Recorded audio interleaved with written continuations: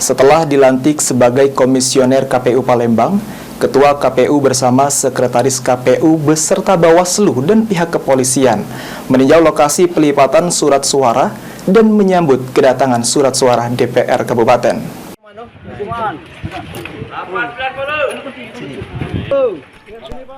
Setibanya di bumi Serasan Sekundang, Ketua KPU dan Komisioner KPU Muara Enim usai pelantikan 9 Januari 2024 kemarin, langsung kejar tayang dan turun ke lapangan guna memantau kondisi pelipatan dan sortir surat suara.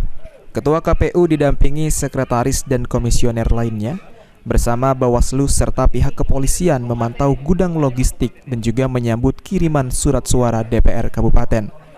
Selain itu, untuk memastikan keamanan bongkar muat surat suara, Ketua KPU dan Bawaslu turut menyampaikan dan memastikan logistik aman.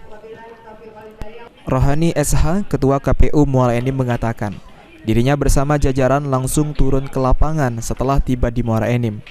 Langsung kejar tayang dan kebut kerja karena waktu tinggal 33 hari menuju Pilpres dan Pileg. Guna memastikan persiapan, selain itu kita juga menyambut surat suara DPR Kabupaten yang tiba hari ini sebanyak 1098 box. Dan ini pendistribusian surat suara terakhir. Pertama tadi kami sudah koordinasi di KPU bersama sekretaris dan sekretariat dan langsung menuju ke gudang untuk melihat proses sortir, dan juga tadi ada bongkar muat itu DPR Kabupaten Muara Enim. Ada 5 dapil itu sudah sampai semua, ini terakhir.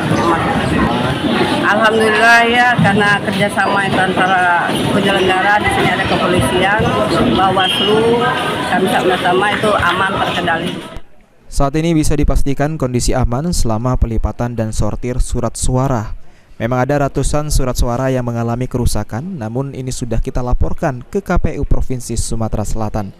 Dan keamanan terus dijaga bersama antara pihak kepolisian, Bawaslu dan KPU.